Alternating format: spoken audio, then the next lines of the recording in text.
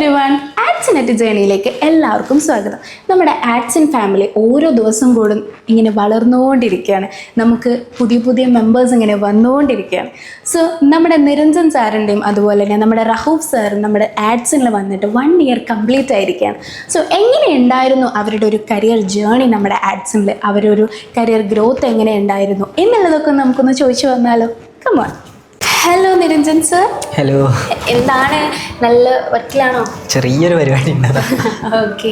നമ്മുടെ നിരഞ്ജൻ സാർ ഇപ്പോൾ നമ്മുടെ ആഡ്സിൽ എത്തിയിട്ട് ഇപ്പോൾ ഒരു 1 ഇയർ ആയിട്ടുണ്ട് അല്ലേ? 1 ഇയർ ആയിട്ടുണ്ട്.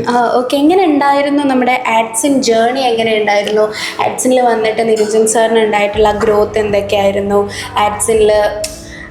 ആഡ്സിൻ എങ്ങനെയാണ് നിരഞ്ജൻ സാർ എന്ന ആളെ മാറ്റിയെടുത്തത്? മാറ്റിയെടുത്തതെന്ന് ചോദിച്ചാൽ ആദ്യം എൻ്റെ കരിയർ എന്താണെന്നൊരു ഐഡിയ ഇല്ലായിരുന്നു. ഡിഗ്രി ഒക്കെ കഴിഞ്ഞ് ഇങ്ങനെ നിൽക്കുന്ന ടൈമിൽ അങ്ങനെ ജസ്റ്റ് ആഡ് കണ്ട് ഞാൻ ഡിജിറ്റൽ മാർക്കറ്റിംഗ് കോഴ്സ് എടുത്ത് അങ്ങനെ പിന്നെ അത് പാഷനായി തോന്നി. അത്യാവശ്യം നല്ല അടിപൊളി കോഴ്സാണ്, നല്ല കരിയറൊക്കെ ഉള്ളൊരു കോഴ്സാണെന്ന് തോന്നി. അങ്ങനെ അതിൽ കൂടുതൽ ടൈം സ്പെൻഡ് ചെയ്ത് ക്ലാസ് കഴിഞ്ഞിട്ട് ഞാൻ അതിൽ കൂടുതൽ സ്പെൻഡ് ചെയ്ത് അതുപോലെ തന്നെ പിന്നെ വർക്ക് ചെയ്യാൻ തുടങ്ങി. ഞാൻ വർക്ക് ചെയ്ത് തരാൻ പിന്നെ ഒരു മെൻറ്ററായിട്ടുള്ളൊരു ഓപ്പർച്യൂണിറ്റി കിട്ടി. അങ്ങനെയാണ് ഇവിടെ ജോയിൻ ചെയ്യുന്നത്. അങ്ങനെ ആദ്യം ഓഫ്ലൈൻ ആയിരുന്നു. ഓഫ്ലൈന് പിന്നെ ഞാൻ ഓൺലൈനിലേക്ക് സ്വിച്ച് ചെയ്ത് അങ്ങനെ ഓഫ്ലൈൻ മാറി ഓൺലൈനായിട്ടാണ് എനിക്ക് കുറച്ചുകൂടി കംഫർട്ടായിട്ട് തോന്നിയിട്ടുള്ളത്. പിന്നെ അത്യാവശ്യം നല്ല സ്റ്റുഡൻസ് ഒക്കെ അടിപൊളിയാണ്. അവരുള്ളതുകൊണ്ടാണ് ഞാനിങ്ങനെ പോകുന്നത്. അവരില്ലെങ്കിൽ ഞാനില്ല. അതുപോലെ തന്നെ ആഡ്സിന് നമ്മുടെ ബെസ്റ്റ് ഓൺലൈൻ മെന്ററും കൂടിയാണ് ആയിരുന്നു അല്ലേ? നമ്മുടെ നിരഞ്ജൻ സാർ നമ്മുടെ ബെസ്റ്റ് ഓൺലൈൻ മെന്ററും കൂടിയാണ് കേട്ടോ ഗൈസ്.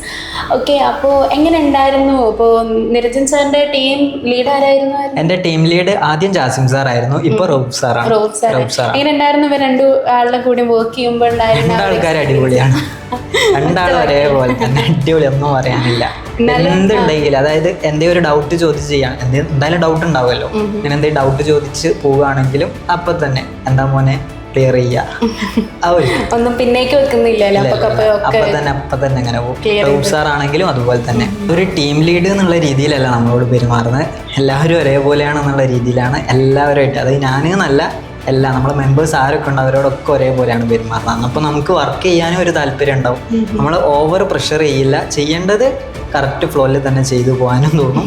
അല്ലാതെ നമ്മളെ പ്രഷർ ചെയ്യുന്നേരം നമുക്ക് ഒരു ചടപ്പ് വരും. പക്ഷെ അതില്ല, അതുകൊണ്ട് ഇങ്ങനെ ചെയ്തു പോകുന്നുണ്ട്, ഒരു ഫ്ലോയിൽ ഇങ്ങനെ പോകുന്നുണ്ട്, ഒരു കുഴപ്പമില്ല.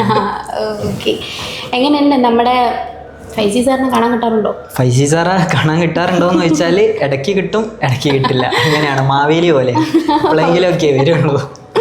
കിട്ടാറുണ്ട് ഇടയ്ക്കിടയ്ക്കൊക്കെ. അന്നേരം അത്യാവശ്യം നല്ല രീതിക്ക് തന്നെ സംസാരിച്ച് എല്ലാ സമയത്ത് യൂട്ടിലൈസ് ചെയ്യാൻ പറ്റുന്നുണ്ട് അല്ലേ? പിടിച്ചു നിർത്തും. ഓക്കെ.